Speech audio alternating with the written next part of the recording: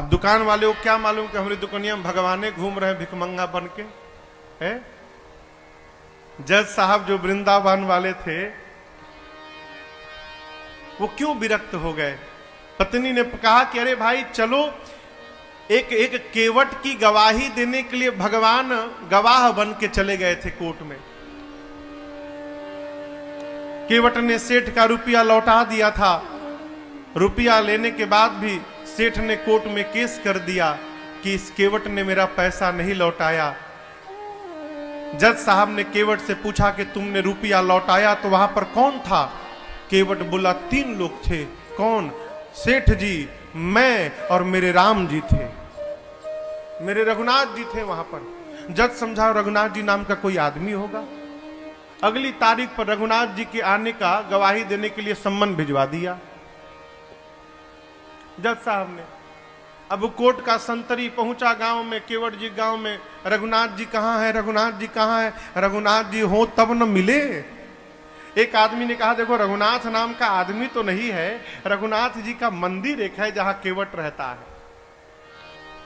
मंदिर के बाहर पुजारी जी बैठे थे। संतरी ने पूछा कि रघुनाथ यहीं रहता है क्या? पुजारी जी बोले हाँ भीतर रहते हैं। ये पकड़ो, उसके नाम का संबंध है, इतने तारीख को गवाही देने पहुंचेगा कोर्ट में। अब पंडित जी सोचे जब भगवान गवाह बनने के लिए तैयारे हो गए हैं तो हम कौन होते हैं बीच में रोकने वाले।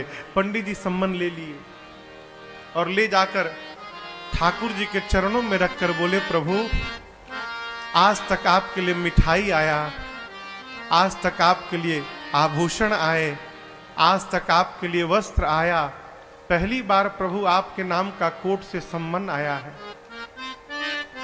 और बहुत विश्वास करके उस केवट ने जज के सामने आपका नाम लिया होगा प्रभु, उसका विश्वास टूटने मत दीजिएगा। जिस दिन तारीख थी ना उस दिन पंडित जी सबसे सुंदर कपड़ा ठाकुर जी को पहनाए। क्यों? आज ठाकुर जी कोर्ट में पहुंचेंगे तो भगवान सुंदर लगने चाहिए। भगवान फटा पुराना कपड़ा पहने, लाठी पकड़े, बूढ़ा स्वरूप बना के हाथ ऊपर करके हम ही रघुनाथ है पहुंच गए। और ऐसी गवाही दिए कि पहली हियरिंग में ही केस समाप्त। सेठ को सजा हो गई, केस तो समाप्त हो गया, लेकिन जज साहब डिस्टर्ब हो गए। सोचने लगे भाई आज तक तो ऐसा कोई गवाह आया ही नहीं जो एक ही बार में केस को ही समाप्त कर दे। कोर्ट से निकल के अपने चेंबर में गए, केवट को बुलाकर बिठाए। बोले ये बताओ कहां रहते हो तुम? रघुनाथ जी के मंदिर में मैं रहता हूं। तो जज साहब बोले कि जो रघुनाथ आए थे? बोले जी जी। तो उनको लगा कि वो मंदिर बनवाए होंगे। तो जज साहब बोले लेकिन तो गरीब लग रहे थे और लग नहीं रहा था कि वो मंदिर बनवाए होंगे। केवट ने कहा प्रभु वो मंदिर बनवाने वाले रघुनाथ जी नहीं थे, मंदिर के भीतर बैठने वाले रघुनाथ जी आए थे। जज की मति हरा गई हो, कांपने लगा। संतरी को बुलाकर बोला सही सही बताना तुमने किसको सम्मन दिया था? बोला सर माफ करिएगा सर, रघुनाथ नाम का आदमी नहीं मिला, रघुनाथ जी का मंदिर था, मंदिर में पुजारी जी को देके चला आया था मैं। तो जो आए थे वही पुजारी। नहीं पुजारी जी ये नहीं थे, दूसरे थे। जज को पूरी बात समझ में आ गई। घर गया और दरवाजा बंद करके जज साहब रोने लगे। पत्नी ने आकर पूछा क्यों रो रहे हो? पूरी बात बताए। पत्नी ने कहा इसमें रोने की कौन सी बात है? अरे मान लो धोखे में ही दर्शन हुआ, तुम तो भाग्यशाली हो, तुमको दर्शन तो मिला, नाचना चाहिए। बोले इसलिए नहीं रो रहा हूं कि राम जी चले गए, इसलिए नहीं रो रहा हूं, मैं इसलिए रो रहा हूं अरे कुर्सी पे बना जज मैं बैठा रहा,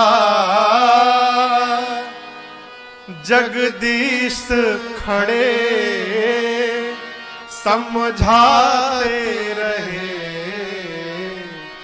जिनकी अदालत में पूरी दुनिया जाकर खड़ी होती है, आज उनको मैंने अपनी अदालत में खड़ा कराया। ऐसा वैराग्य चढ़ा हो जज साहब को, उसी समय रिजाइन दिए। सब घर परिवार छोड़कर चले गए वृंदावन। और ऐसा कहते हैं जब तक थे कभी बैठे नहीं वृंदावन में, खड़े रहे। लोग कहते थे बैठते क्यों नहीं आप? बोले मेरी यही सजा है, मैंने भगवान को अपनी अदालत में खड़ा करा के रखा था, अब मैं भगवान के धाम में जब तक जीवित रहूंगा तब तक मैं खड़ा रहूंगा, अब मैं बैठूंगा नहीं। कभी भगवान किसी रूप में आ सकते हैं माई बाप, आपकी आस्था वैसी होनी चाहिए।